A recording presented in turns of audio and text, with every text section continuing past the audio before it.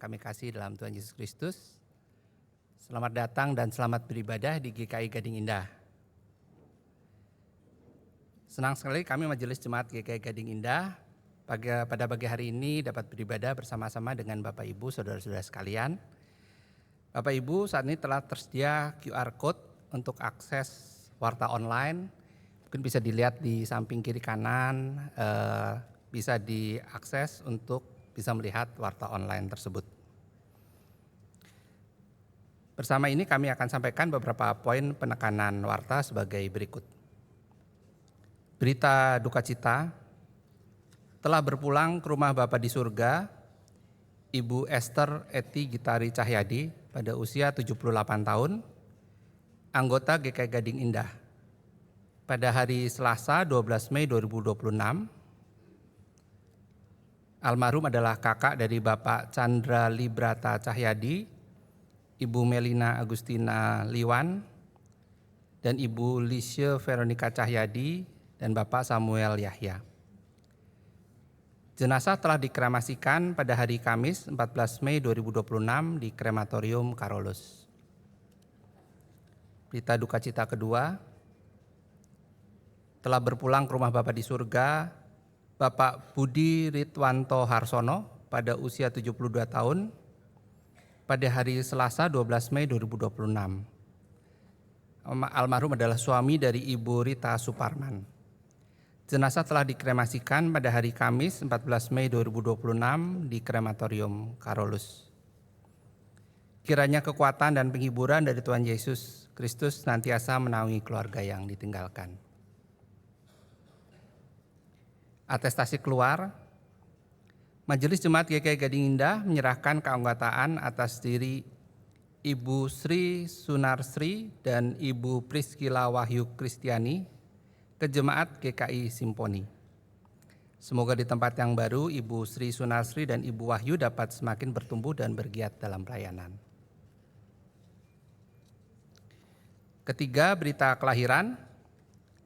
Telah lahir di tengah kita Talita Eloise Lee, anak pertama dari pasangan Bapak Andrew Yuda Patria dan Ibu Reneta Tanujaya pada hari Kamis 14 Mei 2026 di Melbourne, Australia.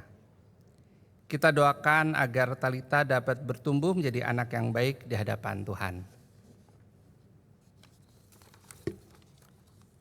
Keempat, persekutuan doa Prapentakosta mulai dilaksanakan pada hari Jumat 15 Mei 2026 sampai dengan Sabtu 23 Mei 2026 di GKI Gading Indah pada pukul 7:30 malam. Untuk informasi lebih lanjut mengenai persekutuan doa Prapentakosta dapat dilihat pada warta jemaat online. Family Gathering, kami mengundang Bapak Ibu Jemaat serta simpatisan untuk hadir dalam acara Family Gathering yang akan diadakan pada hari Sabtu 30 Mei 2026 pada pukul 3 sore di GKI Gading Indah lantai 2 dengan pembicara Pendeta Setiara Budi Purwoswito. Kami mengundang jemaat dan simpatisan untuk hadir dalam persekutuan wilayah gabungan. Pendaftaran dapat menghubungi pengurus wilayah 1 sampai 7. Keenam, Pasutri Growing Together. Kurang lebih 3 tahun lalu setelah rekoleksi 2023, kini kita diajak lagi untuk segera mendaftar pada Refreshing Course 2026 yang akan diadakan pada tanggal 15 sampai 16 Juni 2026. Pendaftaran paling lambat tanggal 5 Juni 2026 dengan menghubungi Ibu Fani. Mari kita simak video berikut ini. Undangan khusus untuk pasangan suami istri. Kesibukan tidak akan pernah habisnya. Karenanya kita bisa kehilangan waktu dan kesempatan untuk merenung dan memaknai setiap pengalaman hidup yang ada.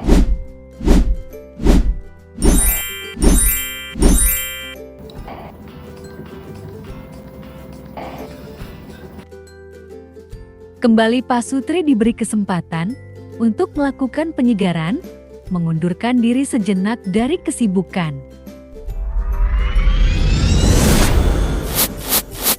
Menyegarkan kembali hubungan Pasutri. Kami mau quality time. Menolong kita untuk lebih memahami diri kita sendiri dan juga memahami pasangan. Ma, besok hari Minggu kita ke Penabur sama kamu. Me time kami saling memulihkan, saling membangun. Main pade. berenang dan berenang, Jalan malam.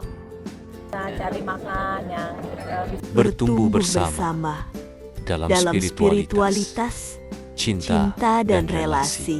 Pada saat kami berkesempatan berolahraga, kami ya. Kami biasanya jalan-jalan. Setelah rekoleksi, kesempatan reflexing course.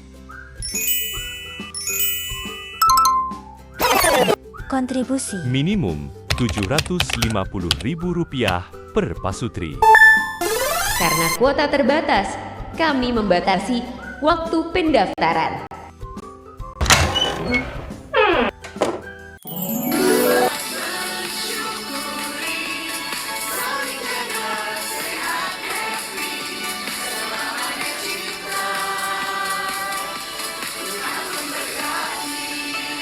Daftar sekarang juga.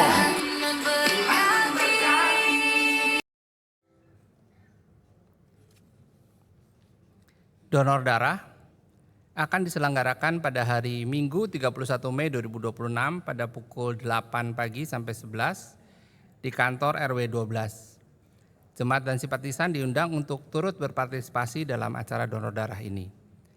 Untuk informasi lebih lanjut dapat dilihat pada warta jemaat online. Kedelapan, Camp Remaja. Camp Remaja akan diadakan pada tanggal 30 Juni 2026 sampai 2 Juli 2026 di Villa RDM Gunung Gelis. Segera daftarkan putra-putri remaja Anda agar tidak ketinggalan serunya bermain, berbagi dan bertumbuh bersama dalam iman dengan teman-teman mereka, seperti dalam video berikut ini.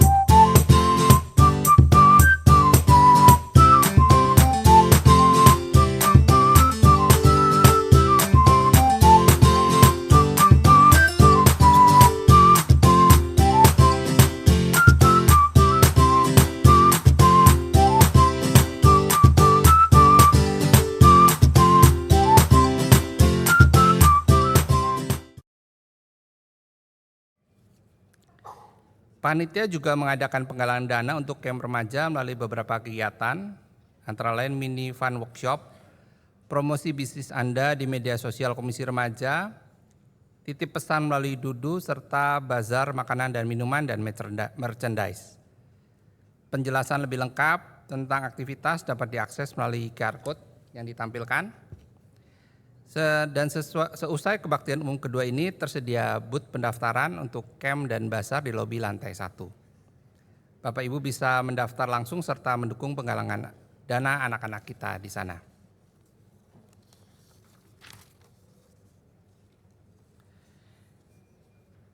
Diinfokan kepada seluruh jemaat bahwa setelah kebaktian umum kedua ini akan diadakan booth penjualan buku dari BPK Gunung Mulia di lobi lantai 1. Silakan Bapak Ibu dapat mengunjungi booth BPK Gunung Mulia setelah kebaktian. Demikian pokok warta hari ini. Kebaktian hari ini dengan tema berdoa tekun menanti dalam kesatuan akan dipimpin oleh Pendeta Harapan Penjahitan dari GKI Raya Hankam. Jemaat dipersilakan untuk bersatu teduh sejenak sebelum ibadah dimulai.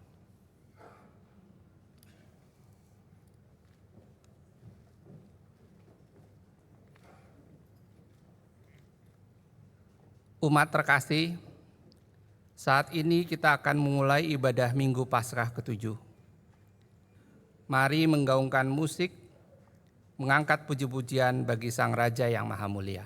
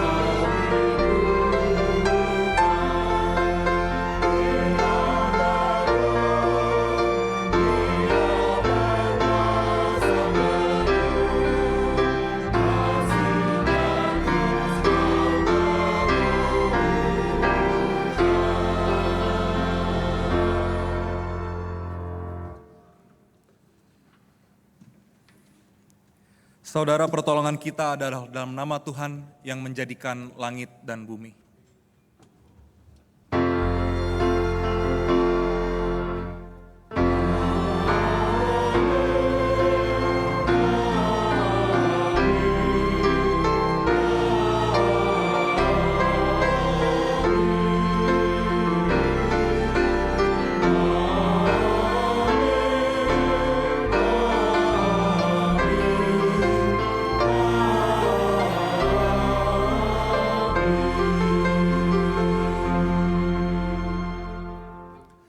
Tuhan beserta saudara.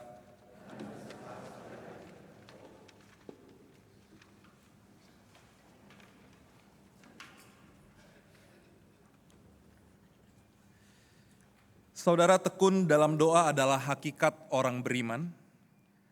Meskipun terkadang permohonan belum terkabul, namun doa tetap dipanjatkan karena doa bukanlah solusi atas permasalahan yang sedang kita hadapi. Namun doa adalah nafas hidup orang beriman. Doa adalah cara kita untuk kita sebagaimana bisa tetap terhubung dengan Allah dalam segala situasi yang kita hadapi, dimanapun kita berada dan dalam setiap kondisi kehidupan kita. Namun terkadang ketekunan kita untuk berdoa terganggu oleh realitas kehidupan yang kita hadapi. Mari sejenak kita merenungkan kehidupan yang telah kita jalani. Sudahkah kita menjadikan doa sebagai nafas kehidupan kita? Mari umat berdoa secara pribadi.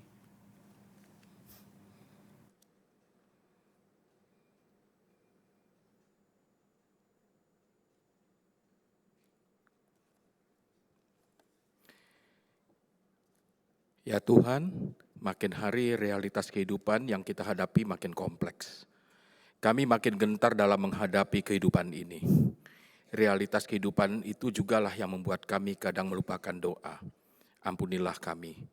Seperti pemazmur memohon ampun kepadamu, Dalam Mazmur 6 ayat yang kedua sampai keempat, ya Tuhan, janganlah menghukum aku dalam amarah-Mu, dan janganlah menghajar aku dalam nyala murka-Mu. Kasihanilah aku, Tuhan, sebab aku merana. Sembuhkanlah aku, Tuhan, sebab tulang-tulangku gemetar, dan jiwaku pun sangat terkejut. Tetapi Engkau, Tuhan, berapa lama lagi?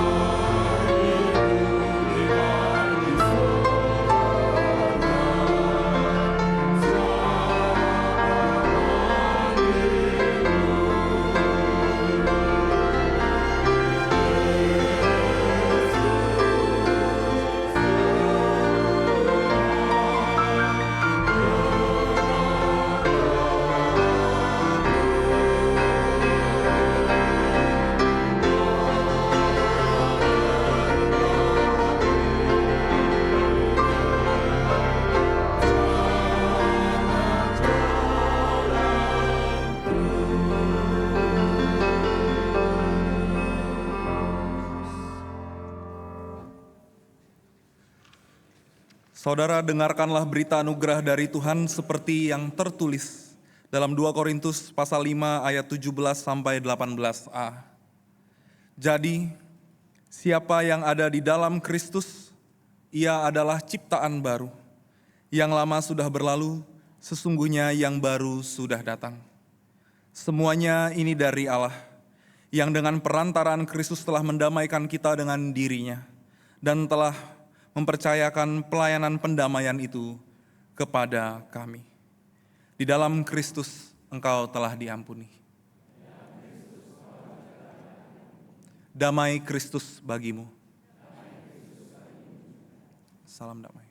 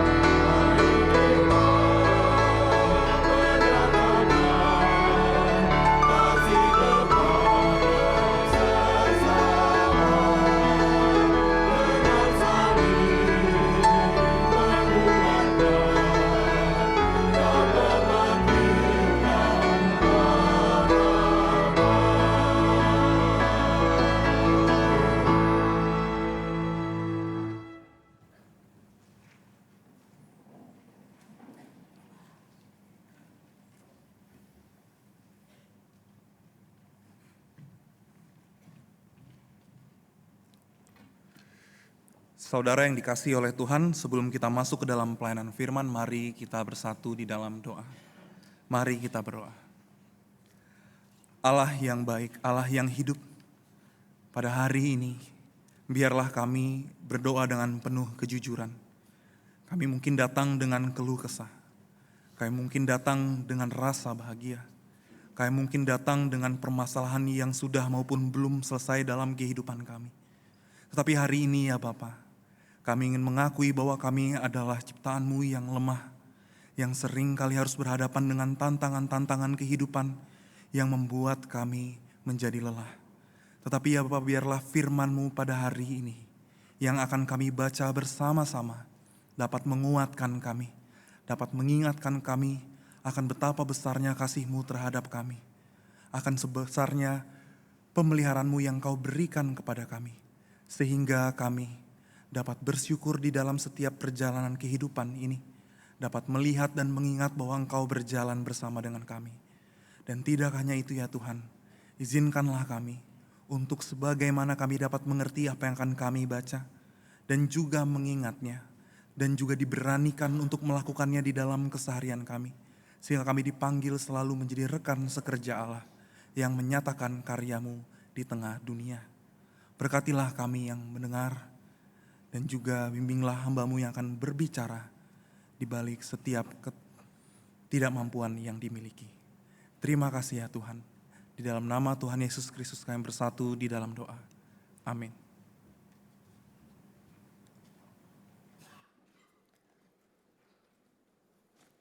Bacaan pertama menurut kitab Kisah Para Rasul 1 ayat 6 sampai 14.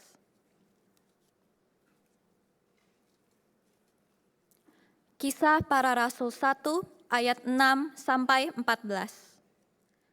Lalu ketika berkumpul, mereka bertanya kepadanya, "Tuhan, maukah Engkau pada masa ini memulihkan kerajaan bagi Israel?"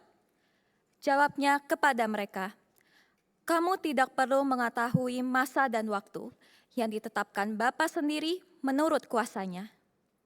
Tetapi kamu akan menerima kuasa bila mana Roh Kudus turun di atas kamu, dan kamu akan menjadi saksi-saksiku di Yerusalem, di seluruh Yudea dan Samaria, dan sampai ke ujung bumi." Sesudah ia mengatakan demikian, terangkatlah ia disaksikan oleh mereka, dan awan menutupnya dari pandangan mereka. Ketika mereka sedang menatap ke langit waktu ia naik itu, tiba-tiba berdirilah 2 orang yang berpakaian putih di dekat mereka, dan berkata kepada mereka, "Hai orang-orang Galilea, mengapakah kamu berdiri melihat ke langit? Yesus ini yang diangkat ke surga meninggalkan kamu, akan datang kembali dengan cara yang sama seperti kamu melihat dia naik ke surga."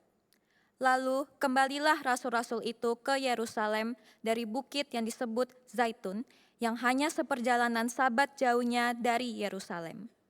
Setelah mereka masuk ke kota, naiklah mereka ke ruang atas, tempat mereka menumpang. Mereka itu ialah Petrus dan Yohanes, Yakobus dan Andreas, Filipus dan Thomas, Bartolomeus dan Matius, Yakobus anak Alfeus, dan Simon orang Zelot, dan Yudas anak Yakobus. Mereka semua bertekun dengan sehati dalam doa bersama, dengan beberapa perempuan serta Maria, ibu Yesus, dan saudara-saudara Yesus. Demikianlah sabda Tuhan.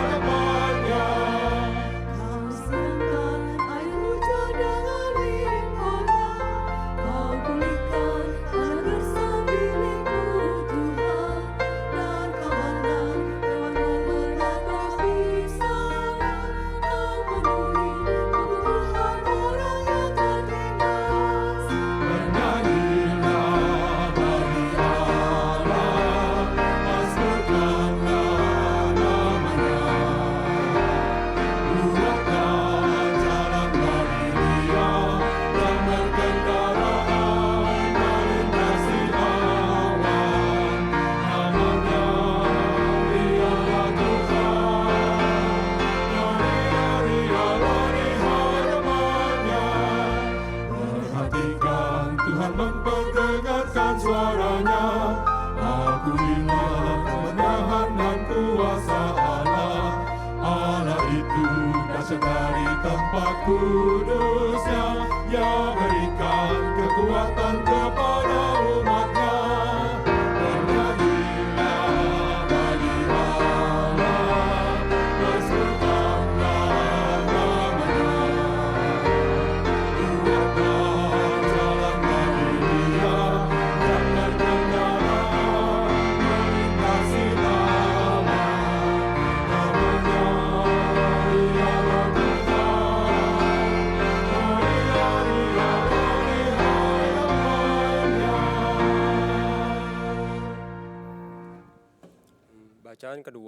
Bacaan kedua menurut 1 Petrus 4 ayat 14 dilanjutkan pasal 5 ayat 6 sampai 11. Berbahagialah kamu jika kamu dihina karena nama Kristus, sebab roh kemuliaan yaitu roh Allah ada padamu. Karena itu rendahkanlah dirimu di bawah tangan Tuhan yang kuat, supaya kamu ditinggikannya pada waktunya. Serahkanlah segala kekhawatiranmu kepadanya, sebab Ia memelihara kamu. Waspadalah dan berjaga-jagalah, lawanmu si iblis berjalan keliling sama seperti singa yang mengaum-ngaum dan mencari orang yang dapat ditelannya. Lawanlah dia dengan iman yang teguh, sebab kamu tahu bahwa semua saudara-saudara di seluruh dunia menanggung penderitaan yang sama. Allah, sumber segala anugerah, yang telah memanggil kamu dalam Kristus kepada kemuliaan-Nya yang kekal, akan melengkapi, meneguhkan, menguatkan, dan mengkokohkan kamu, sesudah kamu menderita untuk sementara. Dialah yang punya kuasa sampai selama-lamanya. Amin. Demikianlah sabda Tuhan.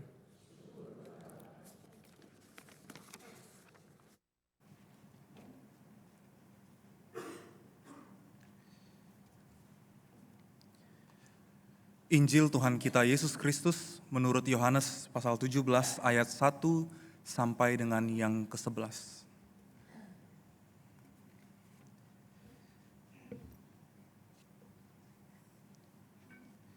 Demikianlah bunyinya.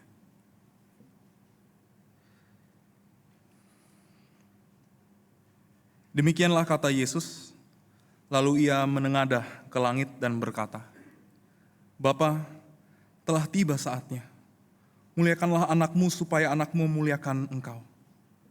Engkau telah memberikan kepadanya kuasa atas segala yang hidup, supaya ia memberikan hidup yang kekal kepada semua yang telah engkau berikan kepadanya. Inilah hidup yang kekal, yaitu bahwa mereka mengenal engkau, satu-satunya Allah yang benar, dan mengenal Yesus Kristus yang telah engkau utus. Aku telah memuliakan engkau di bumi dengan menyelesaikan pekerjaan yang engkau berikan kepadaku untuk kulakukan. Sekarang ya Bapa, muliakanlah aku di hadirat-Mu sendiri dengan kemuliaan yang kumiliki di hadirat-Mu sebelum dunia ada. Aku telah menyatakan nama-Mu kepada semua orang yang engkau berikan kepadaku dari dunia. Mereka itu milik-Mu, dan engkau telah memberikan mereka kepadaku, dan mereka telah menuruti firman-Mu. Sekarang mereka tahu bahwa semua yang engkau berikan kepadaku itu berasal dari engkau. Sebab segala firman yang engkau berikan kepadaku telah kuberikan kepada mereka, dan mereka telah menerimanya. Mereka tahu benar-benar bahwa aku datang dari engkau, dan mereka percaya bahwa engkaulah yang telah mengutus aku. Aku berdoa untuk mereka, bukan untuk dunia aku berdoa, tetapi untuk mereka yang telah engkau berikan kepadaku, sebab mereka adalah milik-Mu. Dan segala milikku adalah milik-Mu, dan milik-Mu adalah milikku, dan aku telah dimuliakan di dalam mereka. Aku tidak ada lagi di dalam dunia, tetapi mereka masih ada di dalam dunia, dan aku datang kepadamu. Ya Bapa yang kudus, Jagalah mereka dalam nama-Mu, yaitu nama-Mu yang telah Engkau berikan kepadaku, supaya mereka menjadi satu sama seperti kita. Demikianlah Injil Yesus Kristus. Berbahagialah mereka yang mendengarkan firman Allah dan yang memeliharanya. Haleluya.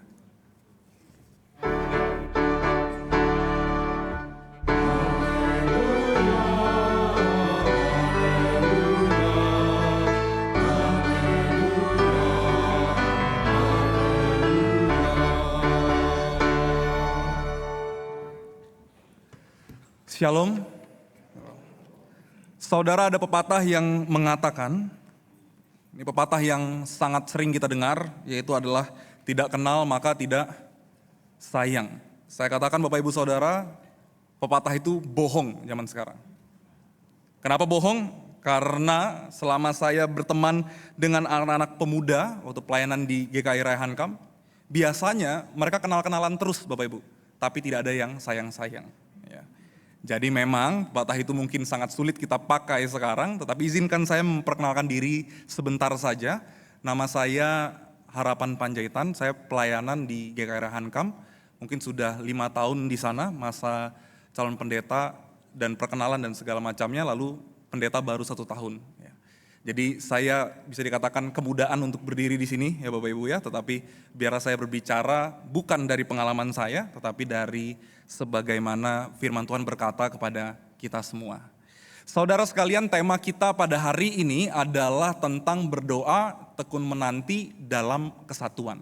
Pertanyaan yang akan saya buka buat kita semua, pertanyaan sederhana, kalau Bapak Ibu Saudara diminta menunggu selama 1 jam, menurut Bapak Ibu Saudara itu waktu yang sebentar atau lama? Lama. Kalau menunggunya setengah jam lama atau sebentar Bapak Ibu? Lama. Ini nggak sabaran semua Bapak Ibu ya.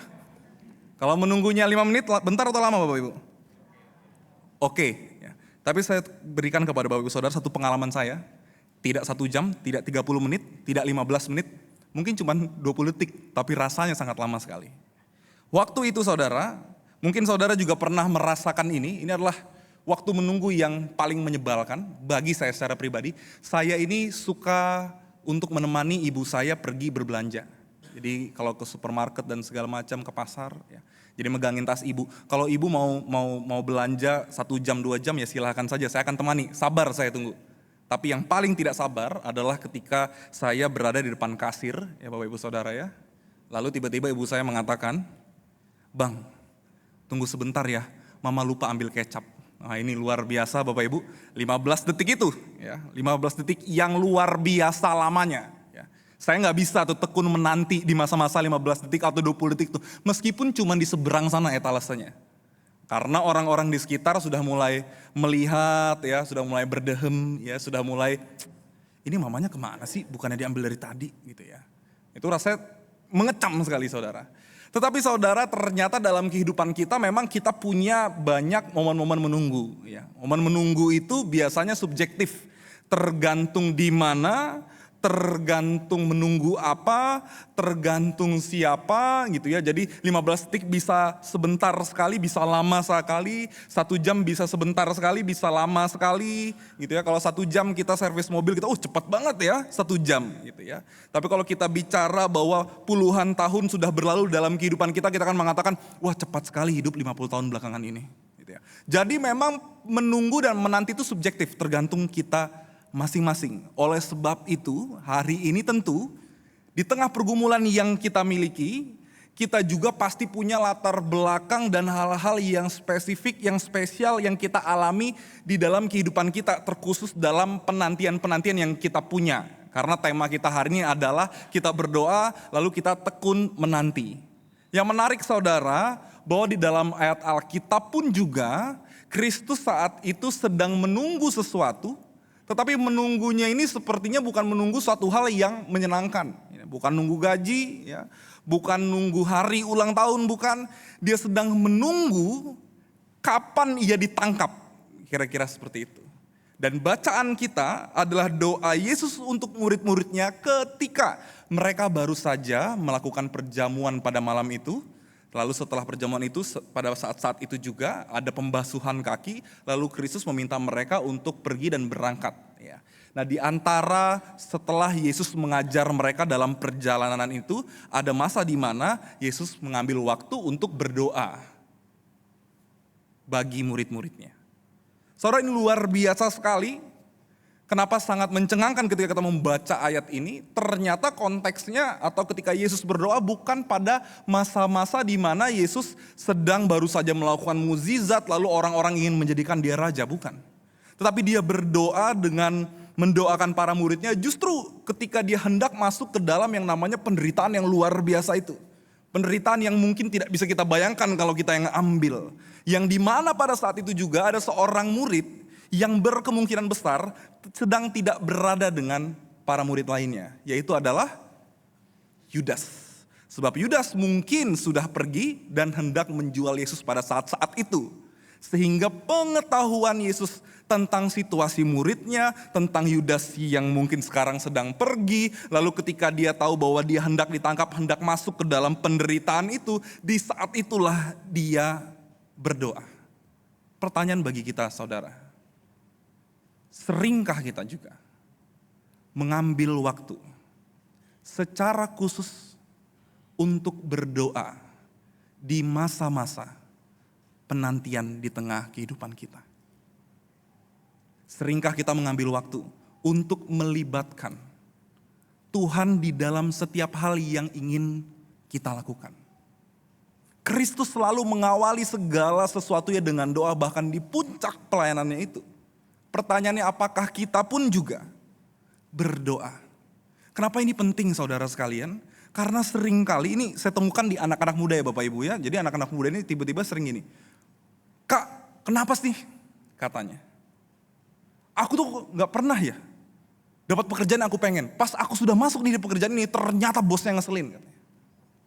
Ternyata di pekerjaan ini gak enak dan segala macamnya. Gimana sih Tuhan? Masa Tuhan pilihkan ini untukku? Terus aku tanya, kamu udah berdoa sebelum kamu ambil pekerjaannya? Belum enggak.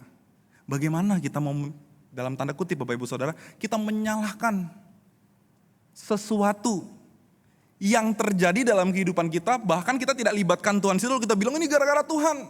Padahal pilihannya kita ambil sendiri. Maka di dalam kehidupan kita, kita penting sekali untuk mengambil momen-momen berdoa dalam setiap tikungan-tikungan kehidupan ini. Hanya Bapak Ibu Saudara, kadang argumennya adalah, ini argumennya sederhana sekali, orang akan mengatakan bahwa Tuhan kan maha tahu. Lalu kalau Tuhan maha tahu, ngapain aku berdoa? Toh kan Tuhan sudah tahu isi hatiku. Tuhan sudah tahu besok aku harus seperti apa. Tuhan kan sudah tahu masa depanku akan seperti apa. Tuhan kan tahu yang aku mau. Kira-kira seperti itu. Jawabannya sederhana Bapak Ibu Saudara. Karena doa bukan hanya berbicara minta kepada Tuhan lalu Tuhan jawab. Tapi doa berbicara tentang relasi. Mungkin saudara pasti pernah mendengar. Pembukaan ayat Alkitab kita dimulai dengan sepasang orang yang akhirnya jatuh ke dalam dosa. Yang adalah Adam dan Hawa itu. Lalu Adam dan Hawa ketika jatuh dalam dosa, apa yang mereka lakukan? Mereka bersembunyi di balik semak-semak. Lalu Allah bertanya dan mencari mereka, di manakah engkau? Pertanyaannya adalah, apakah Allah adalah Allah yang maha tahu? Iya. Kalau Allah yang maha tahu, mengapa Allah itu mencari dan bertanya, di manakah engkau? Berarti problemnya bukan supaya Adam dan Hawa menjawab lalu Allah menjadi tahu, bukan. Tapi problemnya adalah supaya Adam dan Hawa keluar dan mengaku sendiri. Maka di dalam doa, di dalam percakapan dengan Tuhan, bukan soal memberitahu Tuhan, tetapi membiarkan Tuhan menjalin relasi dengan kita. Maka lagu tadi sangat menarik sekali yang kita bawakan, yang kita nyanyikan bersama-sama. Mampirlah, dengar doaku. Ini lirik yang sangat, saya pikir romantis sekali. Karena dikatakan di dalam lagu kita, bahwa mampirlah dengar doaku, Tuhan jangan jalan terus orang lain. Engkau hampiri Tuhan. Saudara, kadang kita ya saudara ya, kita bisa cemburu, orang bilang, kita bisa cemburu dengan kehidupan orang lain. Kita bisa cemburu dengan apa yang orang lain punya. Pernahkah kita cemburu dengan kedekatan orang lain dengan Tuhannya? Ya Tuhan, orang lain saja kok Engkau hampiri Tuhan. Jangan jalan teruslah Tuhan. Mampirlah dan dengar aku. Maka doa berbicara bagaimana aku hari ini mau dekat dengan Tuhan. Tetapi yang menarik saudara sekalian, meskipun kita berdoa, kan kira-kira gitu Bapak Ibu ya, bahwa orang Kristen berdoa, doa adalah nafas hidup, tapi meskipun aku berdoa, tapi masalah datang silih berganti ya. Orang mengatakan bahwa tenang saja, setelah pergumulan itu maka nanti akan ada pelangi, karena habis hujan akan ada pelangi Bapak Ibu Saudara. Tetapi yang menarik dalam kehidupan kita, ternyata tidak semuanya habis hujan pasti langsung pelangi. Apalagi daerah Raya Hankam Bapak Ibu, Pondok Gede Bekasi. Saya tidak, mungkin di sini juga ya Bapak Ibu ya. Jadi habis hujan bukan langsung pelangi, banjir dulu sebentar ya. Baru hujan lagi, baru banjir lagi sebentar, gitu tunggu surut, nanti dah baru pelangi-pelanginya dah kalau cerah. Kan kira-kira begitu ya. Di dalam kehidupan kita, kita berhadapan dengan realita-realita yang pahit, realita-realita yang kadang-kadang melelahkan kita. Tuhan, aku sudah doa, ini masalahku, ini pergumulanku, kami ingin ke sana, keluarga kami ini sedang berada dalam situasi yang sedemikian. Lalu Tuhan kemana jawabnya? Saudara, yang menarik bahwa di dalam doa yang Kristus sebutkan bagi para murid, justru di sana menunjukkan kepada kita satu kualitas iman Kristiani yang perlu kita miliki. Apa kata Yesus di dalam doanya? Saya akan bacakan kepada kita semua. Bapa, telah tiba saatnya, muliakanlah anakmu supaya anakmu memuliakan engkau. Engkau telah memberikan kepadanya kuasa atas segala yang hidup, supaya ia memberikan hidup yang kekal kepada semua yang telah engkau berikan kepadanya. Di ayat yang pertama berbunyi bahwa supaya anakmu memuliakan engkau, Bapa telah tiba saatnya, muliakanlah anakmu.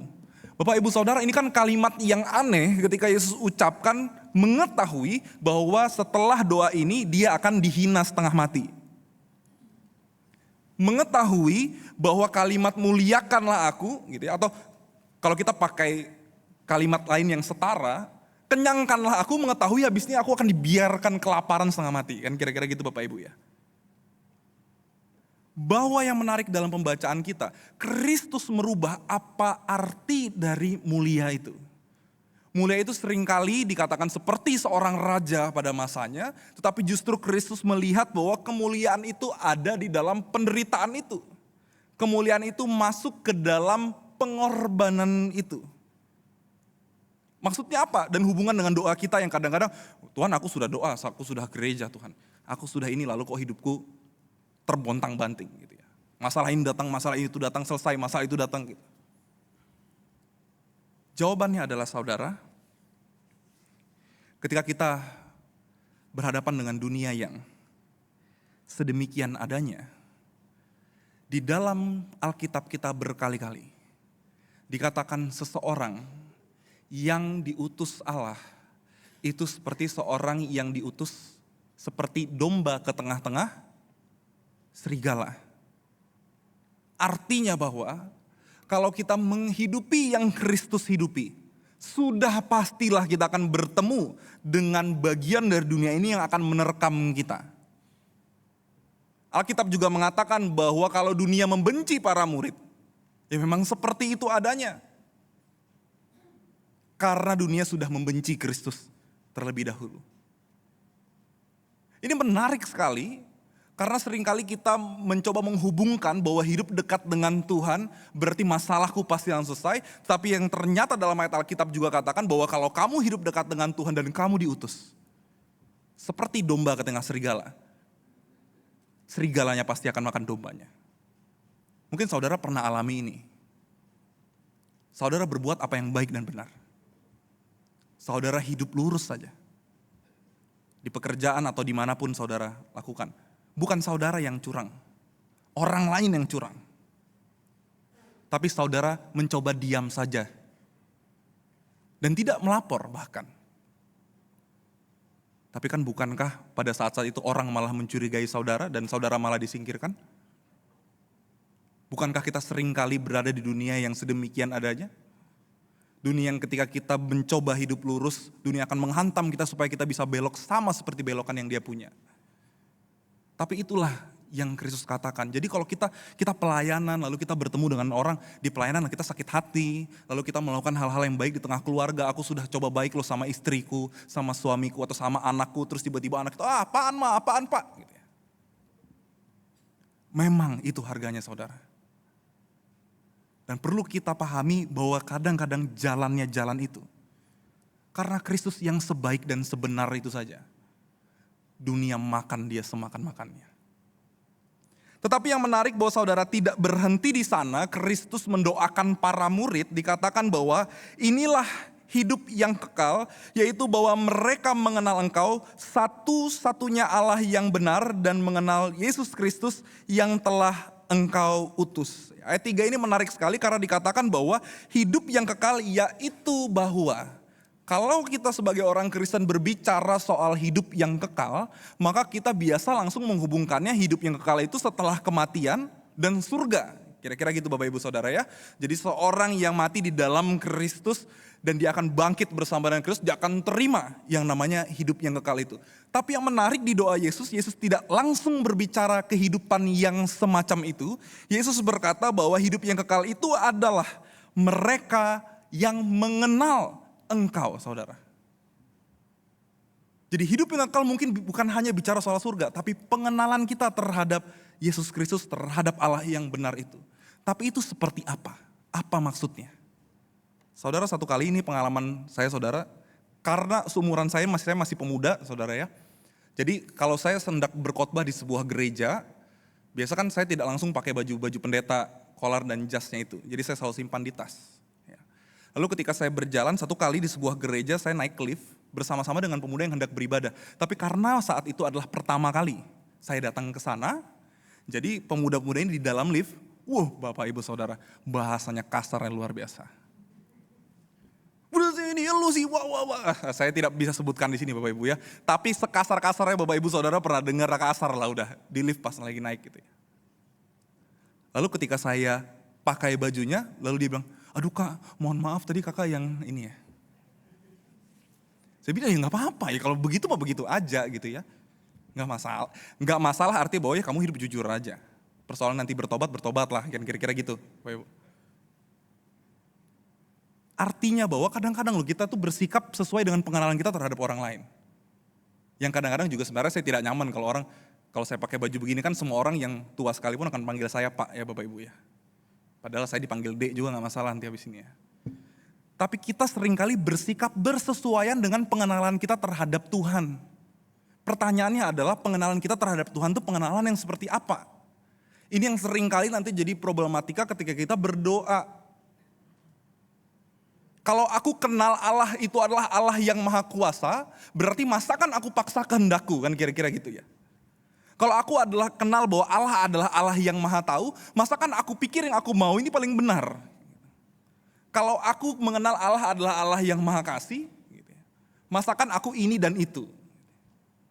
Nah oleh sebab itu saudara sekalian di dalam ayat Alkitab ini berbunyi bahwa supaya mereka mengenal Allah yang benar dan Yesus Kristus yang telah Engkau utus, ini saya akan coba ambil perspektif seorang murid saja yang kebetulan tidak ada di dalam pembacaan kita berkemungkinan, yaitu adalah Yudas Iskariot.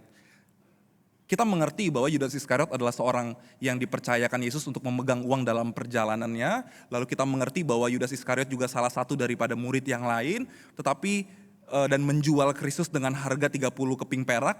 Kita mengerti itu dan kita mengerti bahwa tafsirannya sering berkata bahwa Yudas lebih cinta uangnya daripada Yesusnya sehingga dia jual karena pengkhianatan terjadi dalam pembacaan kita ini pada saat Yesus berdoa. Tetapi saudara ada satu penafsiran yang kurang populer, ya penafsiran ini kurang populer tapi boleh kita ambil sebagai opsi memaknai pengkhianatan Yudas ini.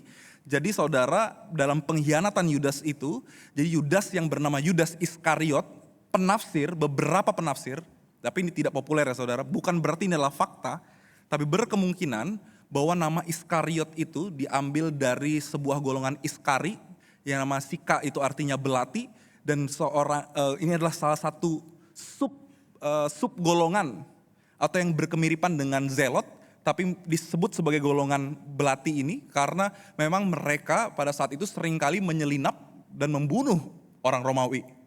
Jadi semacam assassin kira-kira seperti itu. Nah, apa yang mereka lakukan itu tidak penting lah bahwa dia membunuh dan segala macamnya. Tetapi bahwa yang menjadi fokus mereka terhadap Mesias yang diharapkan adalah Mesias politik. Artinya bahwa ketika Kristus hadir, maka sang Mesias ini adalah Mesias yang akan membebaskan mereka dari Roma. Kita pahami sampai situ dulu Bapak Ibu. Cara pikir mereka tentang Mesias. Dan kebanyakan, hampir semua para murid seperti itu.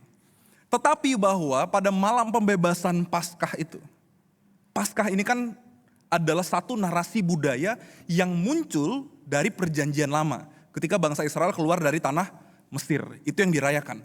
Artinya ada makna pembebasan, kami yang tadi hidup dari bangsa lain ini, kami keluar menjadi bangsa yang sendiri. Di perjanjian baru, mereka sedang berada hidup di dalam kekuasaan Roma, maka di malam Paskah Yesus hadir pada saat itu orang-orang meneriakan kata anak Daud ketika Yesus masuk ke Yerusalem itu. Apa isi pikiran mereka? Tentu bukan Yesus yang kita pahami sekarang. Isi pikiran mereka adalah bahwa orang ini yang dijanjikan, yang akan membawa kami keluar di malam Paskah ini. Oleh sebab itu Roma pada saat itu juga cukup ketar-ketir karena ada seseorang yang disebut sebagai Mesias. Mereka pasti tahu tentang kultur yang dimiliki orang Yahudi, bangsa jajahannya pada saat itu.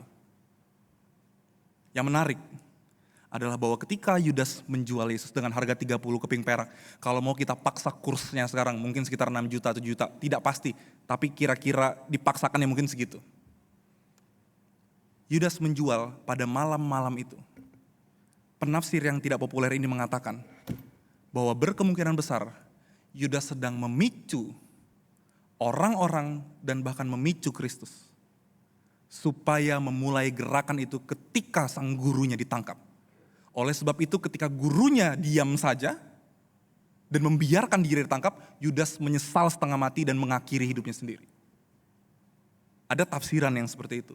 Tapi persoalan 30 keping perak karena dia cinta duit atau itu persoalan yang tidak usah kita perdebatkan. Intinya adalah bahwa kadang-kadang pengenalan kita terhadap Allah, meskipun kita hidup dekat dengan yang namanya rutinitas Kristiani seperti Yudas, tapi kita bisa salah mengerti apa yang hendak Allah lakukan. Dan kalau Allah melakukan apa yang tidak kita kehendaki, kecewalah kita. Jadi awal mula keterpisahan seseorang dari Allahnya. Bukan karena dia melakukan, oh ini salah, ini. Sepertinya bukan. Tapi awal mula seseorang terpisah dari Allahnya justru adalah ketika dia lebih mengenali kehendaknya sendiri ketimbang kehendak Allahnya. Kalau kita tahu Allah adalah Allah yang Maha Kuasa, masakan kita yang dikte Tuhan. Tuhan masalahku A, Tuhan selesaikan dengan cara B, hanya ini Tuhan caranya. Tuhan kalau aku punya masalah keluarga ini, selesainya loh Tuhan harus dengan cara ini. Apalagi zaman sekarang Bapak Ibu ya, zaman sekarang ini kan sering yang namanya judol ya Bapak Ibu, semoga di antara kita semua tidak ada lagi yang main itu. Kadang-kadang saya punya kenalan Bapak Ibu Saudara, judol, dia sering judol. Terus dia, ya Tuhan ampun Tuhan, tolong satu kali ini Tuhan uangku habis 500 ribuku terakhir nih Tuhan, biarlah jadi 50 juta Tuhan, aku janji gak lagi Tuhan katanya.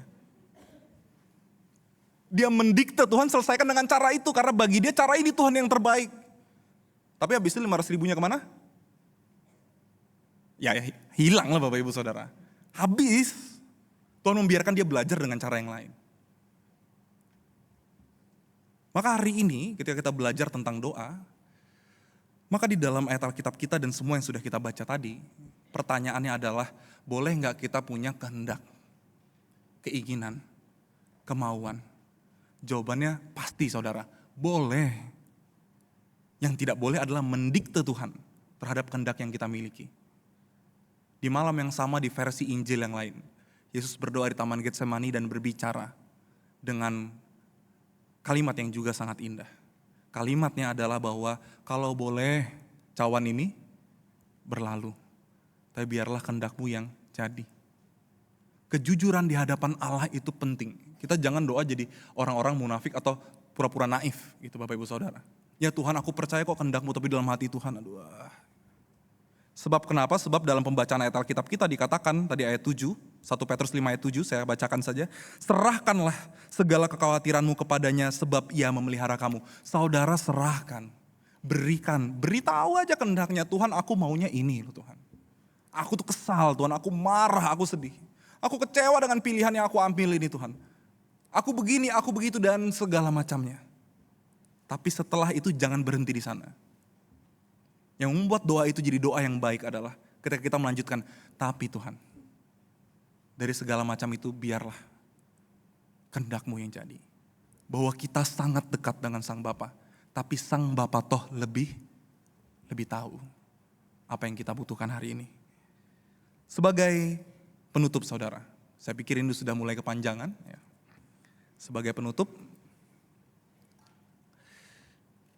saudara ketika kita berdoa, dan ketika kita sedang menanti dalam segala sesuatu yang saudara mungkin hari ini masih gumulkan, saudara jangan berjalan sendiri, berjalanlah bersama dengan teman-teman seiman yang lainnya. Oleh sebab itu, kita harus punya komunitas yang juga saling mendoakan, yang bisa membuat diri kita terbuka dengan satu dengan yang lainnya. Jangan sampai komunitas ini menjadi komunitas yang membuat kita takut bercerita tentang kehidupan kita. Karena komunitasnya menghakimi. Hari ini kita mau belajar memiliki komunitas yang bisa menjadi satu. Tidak harus sama, artinya bahwa semua orang bisa berbeda-beda. Ada Thomas yang peragu, Petrus yang mungkin menyangkal Kristus, lalu Yohanes, lalu dan yang lain-lain, ada pemungut cukai dan segala macamnya dalam murid-murid Yesus. Tapi mereka bisa menjadi satu karena saling mengasihi dan mengingat apa yang gurunya katakan. Hari ini mungkin kita beda-beda semua, tapi bersatulah di dalam kasih dan kebenaran itu. Doakanlah, buatlah komunitas ini menjadi komunitas yang nyaman, buat orang-orang lain menjadi jujur, seperti orang telanjang di hadapan Tuhan. Oleh sebab itu, penutupan kali ini, saya ingin memberikan satu contoh sederhana saja, bagaimana kita menghidupi doa di dalam penantian kita tengah hidup. Saudara, sebelum saudara makan, apa yang saudara lakukan? Berdoa. Cuci tangan gak saudara? Cuci. Ya, kita cuci tangan. Yang biasa orang Kristen pasti berdoa. Ya. Sebelum tidur saudara, berdoa. Gitu ya. Sebelum kita ngapa-ngapain biasa kita berdoa. Yang menarik saudara, seringkali bahkan saya mendapati diri saya sendiri. Misalnya saya lagi mau makan, berdoa itu kan isinya kalimat luar biasa ya saudara sekalian ya. Ya Tuhan, terima kasih atas makanan ini yang Tuhan berikan. Kita mulai doain tuh Bapak Ibu ya, dari yang beliin ya, dari yang bikin, dari presidennya sampai petaninya nih. Kalau kita doain semua. Semua kita doain. Lalu setelah kita buka mata kita, lalu kita setiap pulang hari Minggu mie ayam ini mulu nih gitu ya. Ini di rumah kenapa ayam ungkep ini terus nih yang mama sediain. Ini kan makan udah seminggu nih, makanya kalau beli jangan banyak-banyak, kan sekarang makan jadi gak selera gitu ya. Nah saudara kadang-kadang tuh gitu tuh, ini contoh yang kecil aja. Kita berdoa tapi kita harus hidupi. Kita bilang Tuhan terima kasih, tapi pas buka gestur kita gak terima kasih sama sekali. Kalau perlu kita balikin, kita beli yang lain aja. Maka kalau kita sudah berdoa, ya Tuhan terima kasih atas makanan ini. Maka makannya pun gestur bersyukur. Contoh lagi yang lain sederhana. Misalkan saudara salam damai, puji Tuhannya di GKI Gading Indah, kita salam damai begini Bapak Ibu ya. Kalau di gereja yang salam damainya salam begini Bapak Ibu, saya sering kali ini, saya pernah mendapati orang lain dan diri saya juga. Kalau saya lagi kesel sama orang, kalau boleh saya duduk tuh jauh-jauh, karena saya gak mau salaman sama tuh orang kan kira-kira gitu. Kalau dia ada di sebelah kanan, saya akan salam ke arah kiri terus lah. Pokoknya kanan ini gak usah saya salami. Padahal di dalam salam damai itu kita tahu bahwa salam damai itu doanya doa pengampunan, bahwa kita diampuni oleh Tuhan dan kita mengampuni orang lain. Tapi pas kita mau melakukan itu rasanya saya mending gak usah deh salaman sama orang itu dah. Bapak itu ngeselin. Nah hari ini menjadi panggilan bagi kita. Kalau kita menanti di dalam doa, hidupi doanya. Kalau kita sedang berada dalam pergumulan, berdoalah tapi hidupi dan lakukanlah apa yang kita doakan itu. Kalau kita percaya kepada Tuhan di dalam doa itu, maka percayalah di dalam kehidupan sehari-hari. Marilah kita menanti, mari kita berdoa, dan mari kita menjadi satu di dalam Tuhan. Amin.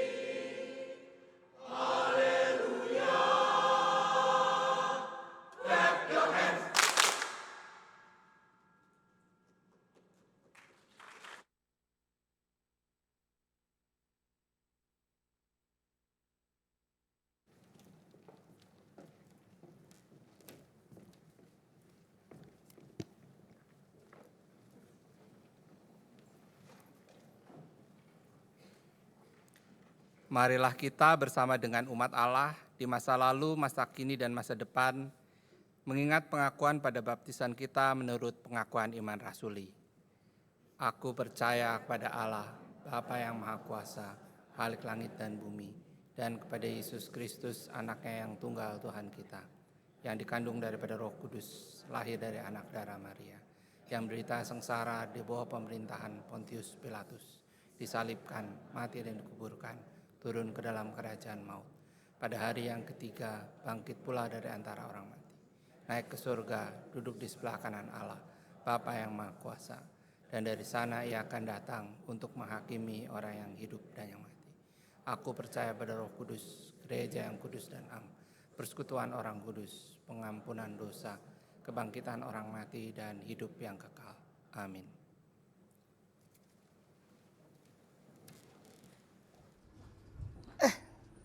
Ada pohon buah. Buah apa ya ini ya? Mungkin sudah waktunya dipanen. Apa kabar? Saudara kasih Tuhan, anggota jemaat dan simpatisan GKI Gading Indah. Bicara tentang buah, tentang panen, saya jadi ingat. Sebentar lagi, tanggal 24 Mei 2026 tepatnya, kita akan merayakan Hari Pentakosta. Nah, Hari Pentakosta tentu kita semua tahu adalah hari yang memperingati anugerah Roh Kudus kepada murid-murid Tuhan Yesus yang nantinya kemudian akan menjadi cikal bakal dari gereja kita semua. Tapi Pentakosta sebelumnya juga dirayakan sebagai hari raya panen orang-orang Yahudi.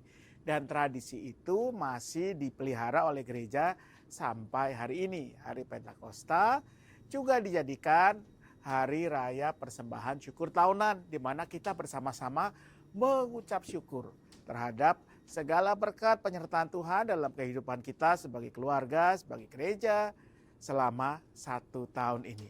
Kalau dulu orang membawa, orang sebutnya unduh-unduh, hasil bumi, buah, ya, sayur, segala macam. Nah, sekarang dalam perayaan Pentakosta tentu kita masih menghadirkan simbol itu, ya. Anda tentu masih ingat biasanya gereja akan dihiasi dengan berbagai macam hasil bumi. Tetapi tentu sekarang kita juga bisa menyatakan syukur dengan cara lain, dengan memberikan persembahan syukur tahunan.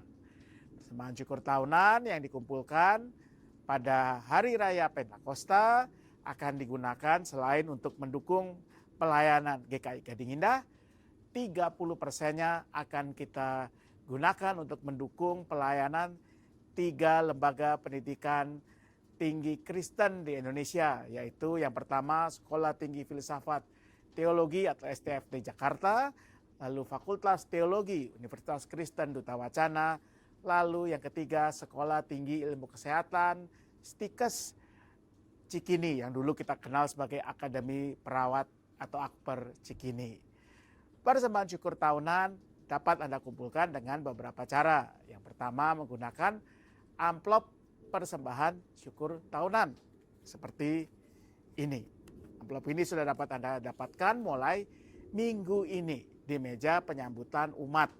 Anda bisa bawa pulang, Anda siapkan persembahan syukur tahunan Anda, lalu Anda bawa pada hari Minggu 24 Mei 2026. Selain mempersembahkan persembahan mingguan, kita juga dapat memberikan persembahan syukur tahunan kita. Yang kedua tentu dengan cara elektronik, bisa dengan transfer, bisa dengan QRIS ke nomor account GKI Gading Indah.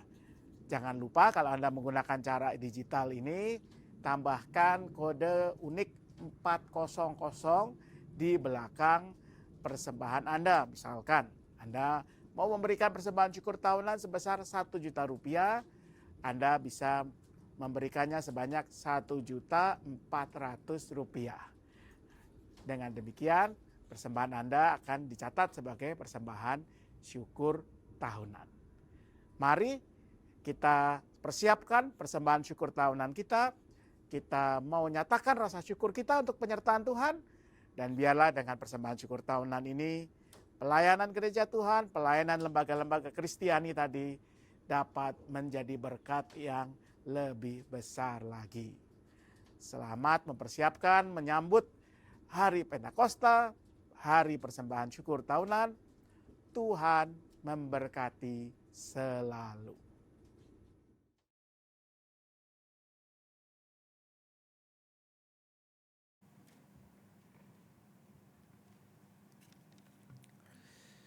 Baik, saudara, mari kita bersatu di dalam doa. Mari kita berdoa.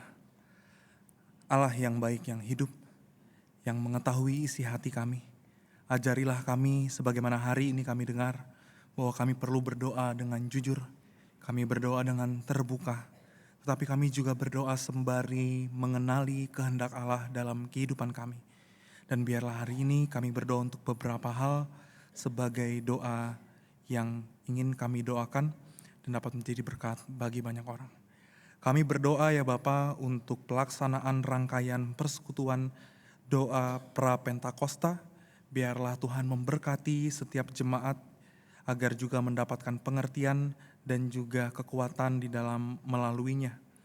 Dan biarlah Engkau memberikan kami semua ketekunan di dalam melalui masa-masa doa pra-Pentakosta ini.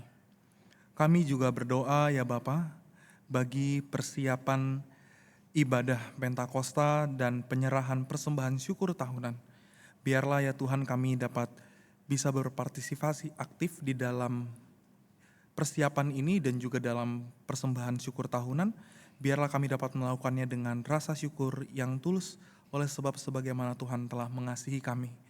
Kami juga berdoa untuk persiapan camp remaja agar para remaja dan orang tua dapat bisa mendapatkan berkat melalui camp ini, dan juga bagi penggalangan dana yang dilakukan oleh panitia, biar juga dapat berjalan dengan baik untuk dapat bisa mendukung acara camp remaja tersebut.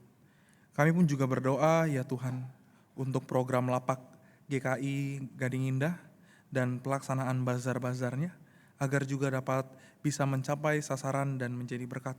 Biar Tuhan juga mempersiapkan kami di dalam masa-masa bazar-bazar ini, agar kami dapat mempersiapkan hal-hal teknisnya dengan baik dan juga mempersiapkan hati kami. Kami pun juga berdoa ya Bapa untuk jemaat yang sakit, yang mungkin hari ini ikut hadir maupun yang tidak bisa hadir, ataupun keluarga dan sanak saudara kami yang dekat dengan kami. Biarlah Tuhan berkati mereka di dalam masa-masa sakit dan pemulihan ini, agar apapun yang dilakukan untuk penyembuhan dapat bisa menjadi satu hal yang terbaik.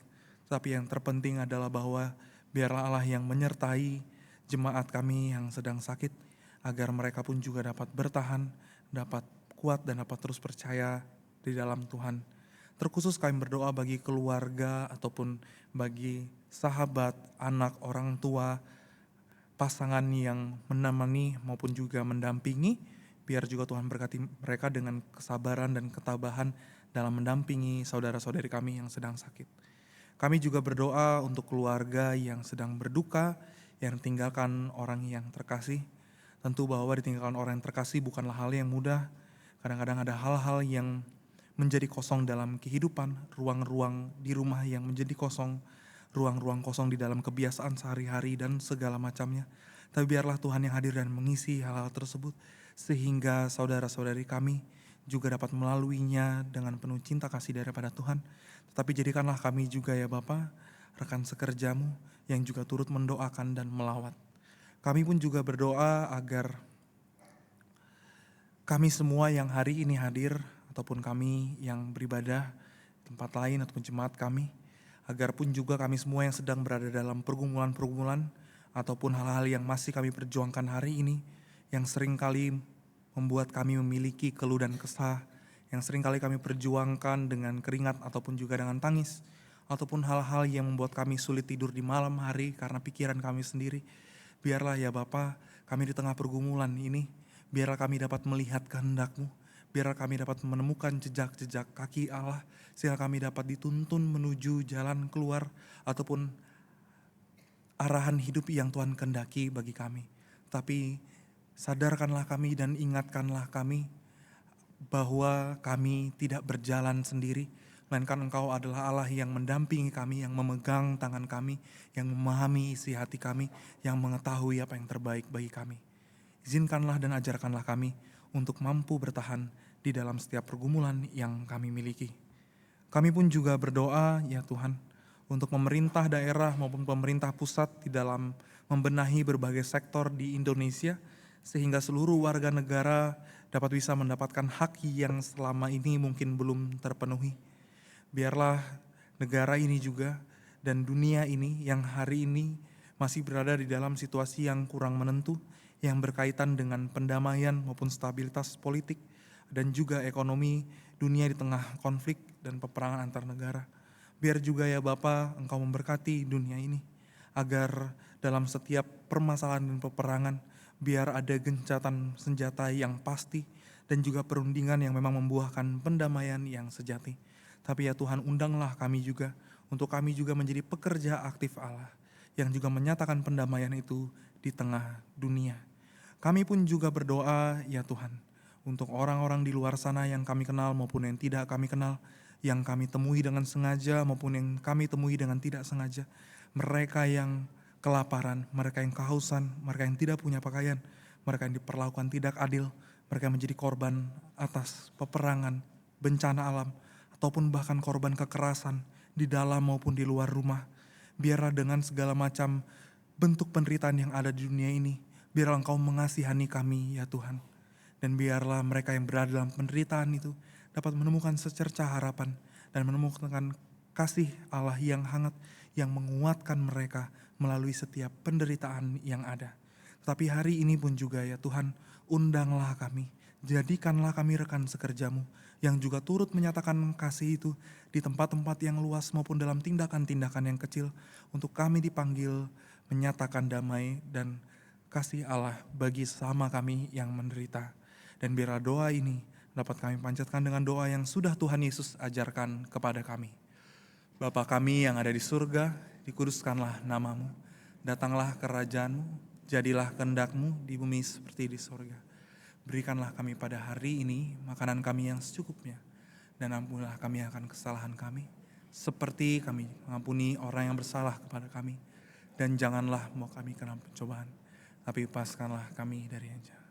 Karena Engkaulah yang punya kerajaan, dan kuasa dan kemuliaan sampai selama-lamanya. Amin.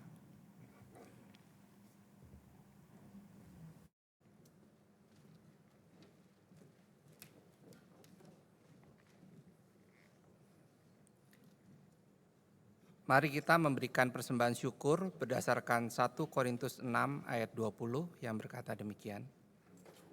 Sebab kamu telah dibeli dan harganya telah lunas dibayar. Karena itu muliakanlah Allah dengan tubuhmu.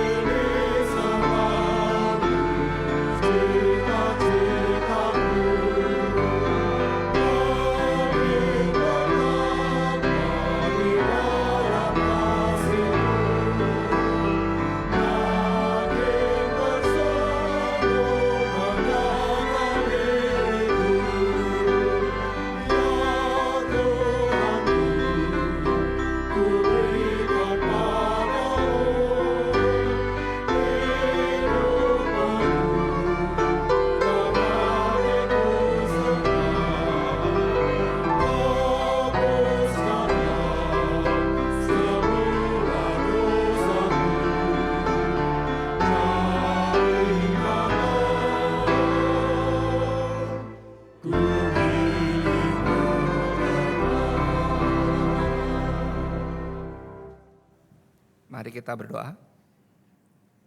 Ya Tuhan, persembahan ini kami haturkan sebagai ungkapan syukur atas segala anugerah yang telah Engkau berikan kepada kami. Kami mohon Engkau berkenan menerimanya. Pimpinlah gerejamu dalam mengelola persembahan ini. Dalam nama Kristus Yesus kami berdoa. Amin.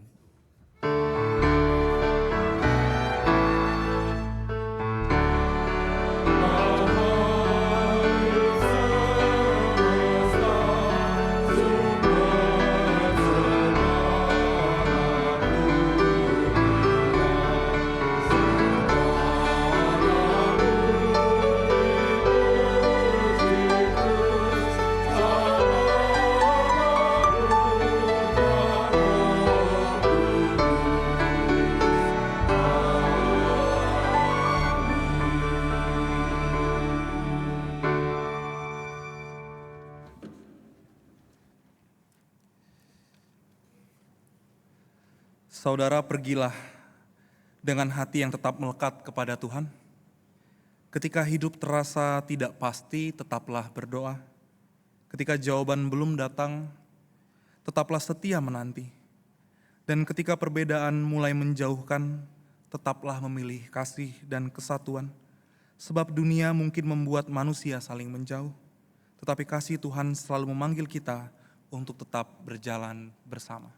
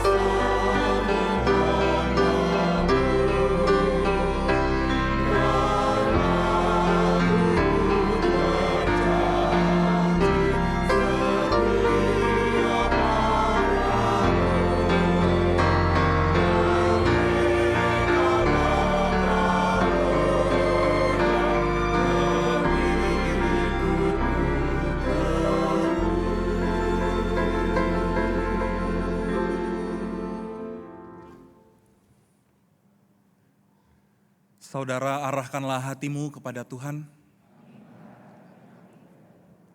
Jadilah saksi Kristus. Terpujilah Tuhan. Pulanglah dan terimalah berkat-Nya. Tuhan memberkati engkau dan melindungi engkau. Tuhan menyinari engkau dengan wajah-Nya dan memberi engkau kasih karunia. Tuhan menghadapkan wajah-Nya kepadamu dan memberi engkau damai sejahtera. Amin.